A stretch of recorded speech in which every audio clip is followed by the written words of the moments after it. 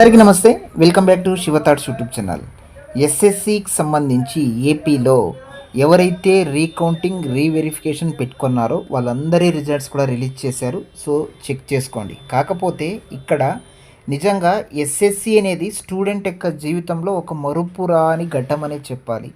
So 10వ తరగతి అయిపోయిన తర్వాత వాళ్ళు చదువుతారా, అంతటితోనే వాళ్ళు చదువు ఆపేస్తారా, అవన్నీ పక్కన పెట్టేస్తే 10వ తరగతి అనేది ప్రతి ఒక్క స్టూడెంట్కి కూడా మరుపురాని ఒక అనుభూతి అనమాట. అలాంటి 10వ తరగతి విద్యార్థులకు నిజంగా చాలా తీరని అన్యాయమే జరిగింది. అందులో 1,000 మంది దాకా అభ్యర్థులు ఉంటారు అనేది మాత్రం సుస్పష్టంగా అర్థమవుతుంది.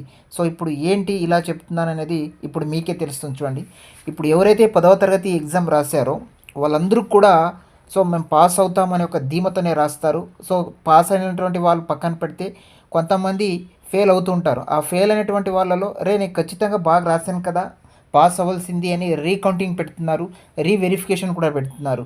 ఆ విధంగా పెట్టినటువంటి సందర్భంలో కొంతమందికి మార్క్స్ పెరుగుతాయి, ఇంకొంతమందికి మార్క్స్ తగ్గుతాయి, ఇంకొంతమందికి ఏ మార్క్స్ అయితే వస్తాయో అదే మార్క్స్ కూడా చూపిస్తూ ఉంటారు. సో అంతటితో పిల్లలు నిరుత్సాహమో లేదో సంతోషపడో ఇంకో రకంగానో వాళ్ళు ఫీజు కూడా కట్టేసి ఎగ్జామ్ రాస్తుంటారు. సో ఇక్కడ ఏ విధంగా అన్యాయం జరిగింది అనేది సుస్పష్టంగా మీకు చూపించే ప్రయత్నం అయితే చేస్తాను. ఒకసారి చూడండి. మీరు కూడా ఇలాంటి బాధితులైతే నిజంగా ఇప్పటికైనా కళ్ళు తెరవండి. వెంటనే మీ యొక్క హెడ్ మాస్టర్ని కలవండి. సో దీని గురించి అర్థమయ్యేటట్లు మీరు కూడా వివరించి మీకు మార్క్స్ పెరిగేటట్టు ఉంటే ఖచ్చితంగా మీరు దీనిపైన ఓ రకంగా ముందడుగు వేయాల్సినటువంటి బాధ్యత మీ మీద ఉంది. ఒకసారి చూడండి. 10 ఫలితాల్లో 21 మార్కులకు ఫెయిల్ అయిపోయారు మార్చిలో రాసినటువంటి ఎగ్జామ్లో. నెక్స్ట్ రీవెరిఫికేషన్ పెడితే 84 మార్కులు వచ్చాయంట. సో ఇప్పటికే వాళ్ళ అడ్మిషన్కి సంబంధించి వాళ్ళు ఏదైనా ఎక్స్పెక్ట్ చేస్తే ఏపీ IIIT కావచ్చు, లేదా పాలిసెట్ ఎగ్జామ్కి సంబంధించి, లేదా ఇంకో రకమైనటువంటి ఏమైనా అడ్మిషన్స్ ఉంటే అడ్మిషన్స్ ప్రక్రియ అనేది ఇప్పటికే ఆన్లైన్ అప్లికేషన్ ప్రక్రియ అనేది కంప్లీట్ అయిపోతుంటుంది. మరి ఇలాంటి వాళ్ళకి ఏ విధంగా న్యాయం చేస్తుంది ప్రభుత్వం? ఎవరి నిర్లక్ష్యం వల్ల ఈ విధంగా జరుగుతుంది? సో ప్రతి ఒక్కరు ఆలోచన చేయాలి. 10 ఫలితాల్లో మూల్యాంకనం చేసే అధ్యాపకులు ఎవరైతే మిస్టేక్ చేస్తారో వాళ్ళ యొక్క ఫలితాను అనుసారం ఇక్కడ విద్యార్థి అనేది పూర్తిగా నష్టపోతున్నాడు. చూడండి, రీవెరిఫికేషన్ పెడితే 84 మార్కులు వచ్చాయంట.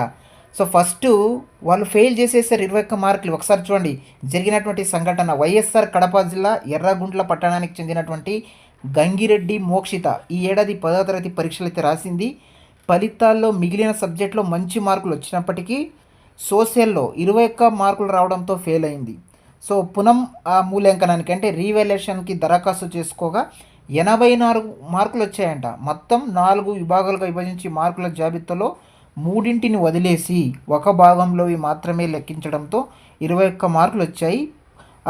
మూల్యాంకనంలో అన్నింటినీ కలిపారు. విద్యార్థుల జీవితాలతో ఆటలు ఆడుకోకుండా ఇలాంటి సంఘటనలపై చర్యలు తీసుకోవాలని ఆమె కుటుంబ సభ్యులు కోరుతున్నారు. ఎవరు తప్పండి ఇక్కడ? ఎవరి తప్పుకు ఎవరు బాధ్యతలు ఇక్కడ?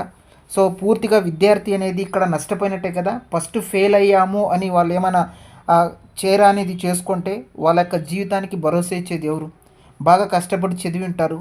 21 మార్కులు రావడం ఏంటి? 24 మార్కులు ఎగ్జామ్ రాస్తే 21 మార్కులు రావడం ఏంటి? ఇంత దరిద్రంగా పేపర్ వాల్యుయేషన్ చేసేవాళ్ళు కనీసం ఇంకిత జ్ఞానంతో చేస్తారా లేదా ఏదైనా ఆలోచనతో చేస్తారా అనేది అర్థం చేసుకోవాలి. ఇలాంటి బాధితులు ఆంధ్రప్రదేశ్లో వేలల్లో ఉన్నారు. వాళ్ళందరూ కూడా ఇప్పటికైనా మీరు కళ్ళు తెరవండి. మీరు ఏదైనా వెరిఫికేషన్ పెట్టుకున్నట్టయితే ఖచ్చితంగా మీ యొక్క పేపర్ PDF అనేది మీకు ఇస్తారు కదా, దాన్ని ఒకసారి మీరు కూడా క్షుణ్ణంగా పరిశీలన చేయండి. ఎన్ని మార్క్స్ ఇచ్చారు, ఎన్ని మార్కులు రావాల్సి ఉంది అనేది క్లియర్గా చూసుకొని సో మీ పాఠశాల ఉపాధ్యాయుని కూడా కలవండి. ఏమైనా మీకు మార్కులు పెరిగే అవకాశం ఉంటే ఒకసారి కలవండి. నిన్న కూడా మనకు ఒక కామెంట్ పెట్టడం జరిగింది, చూసుకోవచ్చు. సార్, నాకు ఒక సమస్యకు పరిష్కారం చేయగలరా? మా పాపకు 10వ తరగతి సోషల్ సబ్జెక్టు 81 మార్కులు తక్కువ వచ్చాయని రీవెరిఫికేషన్ పెట్టాం. రీవెరిఫికేషన్ తర్వాత మళ్ళీ 81 మార్కులు వచ్చాయని చూపిస్తుంది. సోషల్ సబ్జెక్ట్ PDF డౌన్లోడ్ చేసిన తర్వాత సోషల్ పేపర్ కౌంటింగ్ చూస్తే 5 మార్కులు ఎక్కువ వస్తున్నాయి. మార్కులు కలపడానికి అవకాశం ఉందా? ఉంటే ఎవరికి తెలియపరచాలి అని ఒక కామెంట్ పెట్టడం అయితే జరిగింది. ఈ విధంగా మీరు కూడా రీవెరిఫికేషన్ కానీ రీకౌంటింగ్ కానీ పెట్టుకున్నట్టయితే మీ యొక్క సబ్జెక్ట్ PDF పేపర్ని డౌన్లోడ్ చేసుకొని మీరు ఓపెన్ చేసి చూసుకోండి మార్కులు ఏ విధంగా ఇచ్చారు, ఎన్ని మార్క్స్ కరెక్ట్గా ఉన్నాయా, ఒకవేళ పెరిగే ఛాన్స్ ఉంటే ఏం చేయాలనేది కూడా చెప్తాను. మీరు వెంటనే మీ యొక్క పాఠశాల ఉపాధ్యాయుల దగ్గరికి వెళ్ళి చూపించండి. ఓపెన్ చేసి చూడండి సార్, ఈ విధంగా కౌంటింగ్ మిస్టేక్ ఉంది, ఇక్కడ మార్క్స్ రావాల్సి ఉంది అనేది వాళ్ళకి చూపిస్తే తర్వాత వాళ్ళు యాక్షన్ తీసుకుంటారు. ఖచ్చితంగా మీకు మార్కులు ఇంక్రీజ్ అయ్యే అవకాశం అయితే ఉంది.